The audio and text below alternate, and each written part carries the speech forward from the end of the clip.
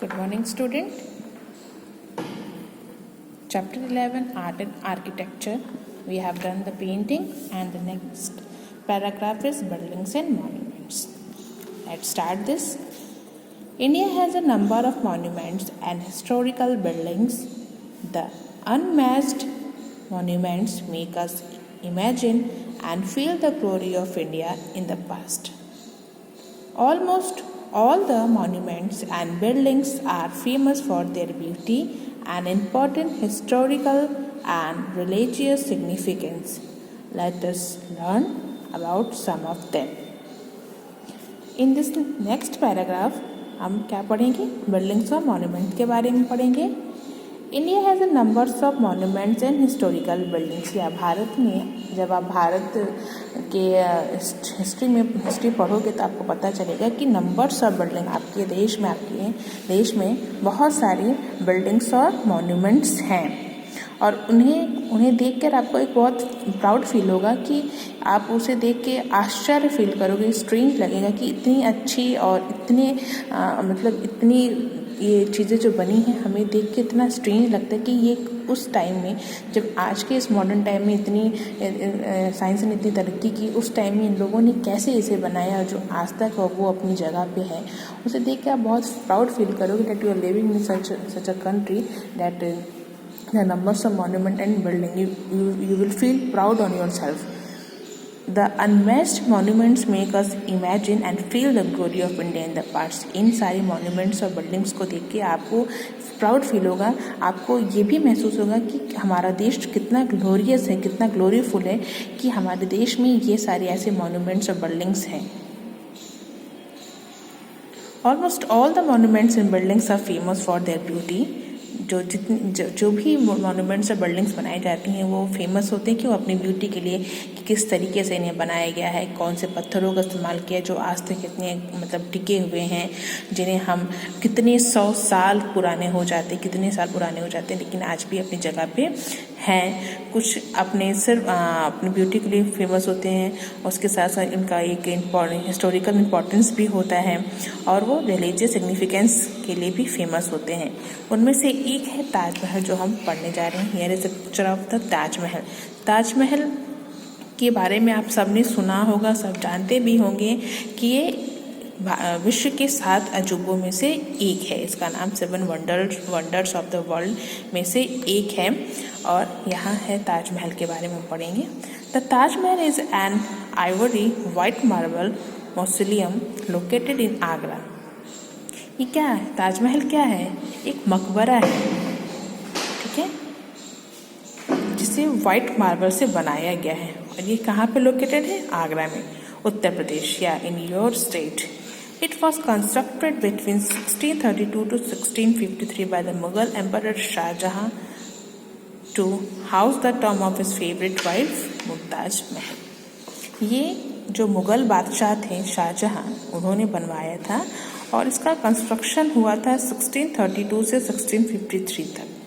ठीक है, इतने साल लगे थे इस ताजमहल को बनाने के लिए और ये मकबरा है जहाँ पे इन्होंने अपनी बिलवर्ड वाइफ मुमताज महल की कब्र रखी है इस ताजमहल में. ये वाकई में एक बहुत ही अद्भुत चीज़ है जिसे आप देखोगे तो आपको प्राउड फील होगा कि आप जिस देश में रहते हो वहाँ पे इतनी अच्छी अच्छी मॉन्यूमेंट्स और बिल्डिंग्स हैं. It is situated on the south bank of Yamuna river. और जहाँ पे ये ताजमहल बनाया गया है वो वहाँ पे यमुना नदी रहती है, उसका साउथ बैंक है, बैंक में किनारा है. It is a UNESCO world heritage site और ये भी यूनेस्को की वर्ल्ड हेरिटेज साइट में आती है. What is UNESCO? UNESCO united nations is a educational, S a scientific and C से कल्चरल ऑर्गेनाइजेशन. ठीक है, ये यूनेस्को जो है वो वर्ल्ड हेरिटेज साइट जो ऐसे बिल्डिंग और मॉन्यूमेंट्स हैं उनकी प्रोटेक्शन करती है कि उनकी देखभाल करती है, उन्हें खराब होने से रोकती है. Second is Qutub Minar. The Qutub Minar situated in Delhi. It is the tallest brick minaret in the world. इसकी जो लंबाई है 120 मीटर्स है. It was made by Qutubuddin Aibak, Iltutmish, Firoz Shah Tughlaq. Qutub Minar, along with the ancient and medieval monuments surrounding it, is called the Qutub Complex, which is UNESCO World Heritage Site. Qutub Minar भी भारत की एक अद्भुत monuments में से एक है जो टॉलेस्ट है पूरे वर्ल्ड में, और इसकी मीनार की जो लंबाई है 120 मीटर्स है। ये बनवाया गया था कुतुबुद्दीन ऐबक के द्वारा, ठीक है, जिसे बाद में इल्तुतमिश ने भी पूरा किया और उसके बाद फिरोज शाह ने, मीन्स इन तीनों ने इसे पूरा कराया। शुरुआत कुतुबुद्दीन ऐबक ने की, फिर इल्तुतमिश ने उसे पूरा कराया और उसके बाद फिरोज शाह ने आखिरी में इसे पूरा कंप्लीट कराया। इस कुतुब मीनार का एंशियंट और मेडिवल, जब आप हिस्ट्री के बारे में जब बहुत जानोगे तब पता चलेगा कि एंशियंट और मेडिवल क्या होते हैं, में इसका एक इम्पॉर्टेंस है। And it is surrounded by the Qutub complex, it is UNESCO world heritage site, और ये भी यूनेस्को की वर्ल्ड हेरिटेज साइट में है। इसका भी प्रोटेक्शन यूनेस्को द्वारा होता है, ठीक है।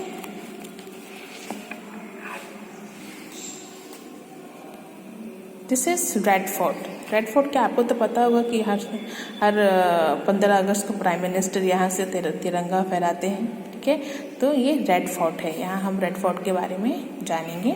The Red Fort was built in 1648 by the Mughal Emperor Shahjahan as his palace.